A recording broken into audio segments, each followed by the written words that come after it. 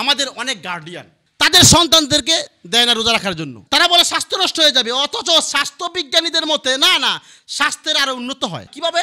আমরা যখন সারা বছর খাই, খাওয়ার ফলে আমাদের শরীরে এক ধরনের ভাইরাস জমা হয়ে যায়, এটাকে জৈব ভাইরাস বলে। আমাদের অনেক গার্ডিয়ান তাদের সন্তানদেরকে দেয় না রোজা রাখার জন্য, বয়স কিন্তু 20-22, বলে স্বাস্থ্য নষ্ট হয়ে যাবে। এটা একটা কুসংস্কার। আমার জানা মতে এমন লোক আছে রোজা রাখে না, সে আবার নিজেকে মুসলমান বলে